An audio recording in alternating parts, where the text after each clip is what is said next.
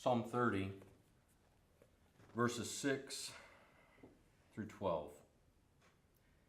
When I felt secure, I said, I will never be shaken. O Lord, when you favored me, you made my mountain stand firm. But when you hid your face, I was dismayed. To you, O Lord, I called. To the Lord I cried for mercy. What gain is there in my destruction, in my going down into the pit? Will the dust praise you? Will it proclaim your faithfulness? Hear, O Lord, and be merciful to me, O Lord, my help. You turned my wailing into dancing. You removed my sackcloth and clothed me with joy, that my heart may sing to you and not be silent. O Lord, my God, I will give you thanks forever and ever. This is the word of the Lord. Thanks be to God.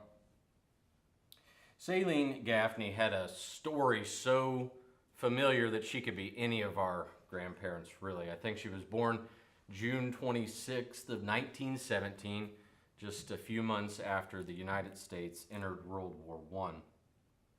Her first husband served in World War II and actually tragically died in combat in 1943, just a little while after she had moved to Kansas City to accept a job at the KC Southern Railroad. She would eventually move with her husband to California. Later, she worked for the railroad for 18 years. But after her husband died in 1975, she moved back to Kansas City to be close to her friends and family. And it's easy to see why they loved her. To a T, they all described her with words like dynamic and vivacious and generous. In fact, she was so generous that she volunteered for 27 years at the Mission Medical in KC. It's an Adventist hospital in the area. 27 years she volunteered at the same location. And she was with these people the night of July 17th, 1981, at a tea dance at the Hyatt in Kansas City. The plan that evening had been to have dinner at her house and then to go later to have drinks, but they reversed the order and they went to grab a drink first. There was a tea dance there. They'd become popular. They were weekly sorts of affairs, and there was 1,400 people at the Hyatt Regency that night. It was an impressive building. For 6 years, it held the title for the tallest building in Missouri from 1980 to 1986. It was an impressive building. And in it, it had a beautiful open atrium, and in it, it had 3 suspended skywalks, suspended with these massive cables. They were kind of connecting the floors from one side of the atrium to the other. And they gave a beautiful view of the floor, of the people dancing. So sometime before 7 o'clock, Saline and her friends decided to go up to the second walkway so that they could get a better view of the floor. And then around 7:05, the 4th floor walkway gave a sharp jerk. And just a minute later, it came down. And it took each walkway with it all the way down to the floor of the lobby. It was sudden and unexpected and terribly, terribly tragic. It was, in fact, the worst structural catastrophe in United States history until 9/11. I think in a way, that's kind of like the catastrophe that David is dealing with in Psalm 30. 2 Samuel chapter 5, I think, gives us the context for the run-up to the setting for Psalm 30. In verse 6 and 7 of that chapter of 2 Samuel, we read about how David boldly captures this capital city. And then in verse 13, we learn about how he's got a growing family. We know that's an exciting time. In 17 and 25, he finally puts those ancient hereditary enemies of Israel to flight and defeats the Philistines. And sometime in the midst of this, in verse 11, Hiram, a local king, actually sends all the materials to David to build a brand new McMansion right on the best golf course in town. Things are going well. And it's in the middle of this progression that things change suddenly and unexpectedly for David. You could say the bottom falls out. The foundation gives way. Just like that, life turns. It sweeps the mighty king from his council chamber to his bedchamber, flat on his back. And mind you, these are no mere sniffles. This isn't David dealing with ash pollen in a Texas springtime. No, this is a deep, dark place. In fact, the 19th century German scholar Ferdinand Heitzig noted that there are stark similarities between this psalm and Jeremiah's own experience in the bottom of a well where he came up to death. In fact, there's well imagery really throughout this psalm. The verb that David uses in chapter 1, to be drawn out, literally means to be held at the end of a rope. It's the image to be brought up out of a well. The crisis that David's going through is a deep, dark place, right on the edge of death. It's no routine sick day. It is a catastrophe. And it comes right in the middle, or right at the interrupting point of all of these wonderful things. But don't miss the spiritual problem that's going on here, that's lurking in this text. David gives it to us rather, in verse 6. The problem here is not that things were going well for David. David, at his best, always acknowledges that God brings both prosperity and adversity. The problem is not that David lacked faith.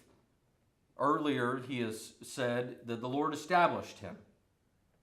The problem is the propensity of prosperity to deceive. In fact, the Hebrew word here, shalev, is very similar to the Arab word for deception, error.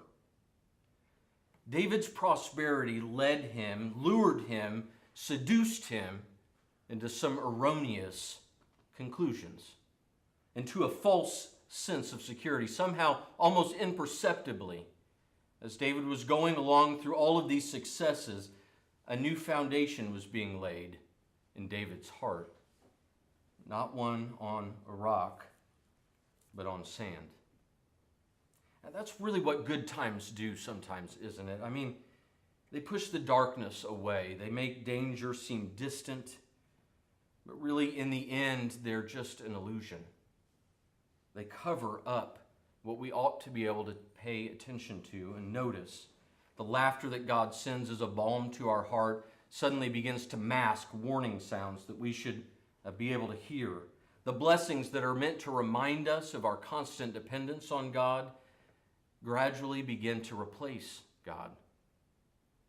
We begin to rely on the blessings rather than the blesser. Have you ever felt that kind of allure? That kind of seduction? I think sometimes as seminary students, it's easier to feel our need of God, if I can be so bold. Most of us have given up something to come to seminary. Maybe a fast-track career, wealth or power. Maybe another dream that we dreamt as a child. And when we're here going through the seminary experience, wondering when it's going to be over, wondering what God has on the other end of it, it's easy to feel our need of God. It drives us to prayer. But I wonder, how will it be when we get out? When successes start to pile up? When paychecks and recognition start to become a regular part of the rhythm? What will happen then? So by verse 7, we have a broken king in bed with the covers pulled up to his chin and a thermometer maybe sticking out of his mouth, nurses hovering around, wondering at life's turns. But just as David had once known that his prosperity comes from God, he now views the pit that he's in from God. So in verse 7, David says that God hid his face. This is the Hebrew hifil, that God caused his face to be hidden. This is not a passive verb. This is God's own action to hide himself. Why is that? Well, because God is a God who hides himself. He does. God hides himself, but he does it not merely as a matter of judgment, but of grace. God hides himself everywhere he doesn't want to be found, so that he can only be found in the one place he does want to be found. He always hides himself in strength, in our strength, so that we'll find him in weakness. He always hides when we are rooted in our own successes, so that we can find him in what seem like our failures. This is what happened to David in verses 8 and 9 of Psalm 30. To you, O Lord, I called, to the Lord I cried for mercy. What gain is there in my destruction? Will the dust praise you? Will it proclaim your faithfulness? When David was at the bottom of that pit, a pit that he believed that God had designed for him, a place where God had hidden from him, he cried out to that God. And the psalm says that God heard David's cry. Hear, O Lord, be merciful to me. And then in verse 11, you turned my wailing into dancing. You removed my sackcloth and clothed me with joy, that my heart may sing to you and not be silent. The psalm says that God heard David's cry. Sure, God hides, but he only does it to reveal himself. He binds, but it's only so he'll loose. That's what he does. He loves to overturn. He loves to restore and to transform and to transfigure. He loves to be a God who rescues us when everything is falling apart. The Hyatt Regency Skywalk collapse was a terrible tragedy. Many people died. 216 were injured in that one event. Celine was one of those who was injured. She was trapped. And in the pain and the darkness of that rubble, she felt her sister-in-law's hand snake out and take hers. Is that you, Celine? All she could do was squeeze. But she never lost consciousness. And in that dark place where the bottom had fallen out, she prayed. By her own words, she cried out to God. She was blessed that her location in the rubble was out at the edge. She was one of the ones that escaped the worst that day. Rescuers pulled her out fairly quickly. But I wonder if it crossed her mind that her experience really, in some way, was a universal point of human contact. I wonder if she thought about the fact that we all reach a dark place.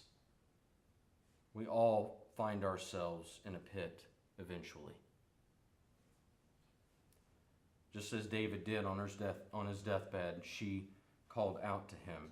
That is a place that we all come to, and it is something that we must all do. It is, in fact, all we can do, to cry out to God. It is only there in our darkest hour that hope and restoration are really defined. Only the mourners have sadness turned to dancing. Only those that are stripped of self-delusion and pride are clothed with joy. Only those who have fallen are lifted up. And only those who have fallen apart are put back together. I don't know where you're at this afternoon. I don't know, maybe things are going well for you. Maybe things are falling apart a little bit. Maybe you're just trying to get through. But here's what I can tell you. No other foundation can anyone lay except that which is already laid.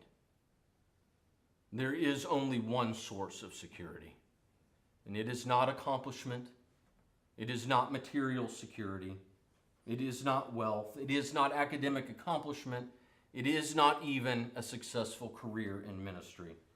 There is only one foundation, and it is Jesus Christ.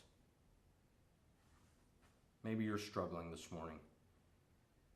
God's listening. Don't just lay there in the dark. Cry out and he will lift you up. He will transfigure your suffering. Do you believe this?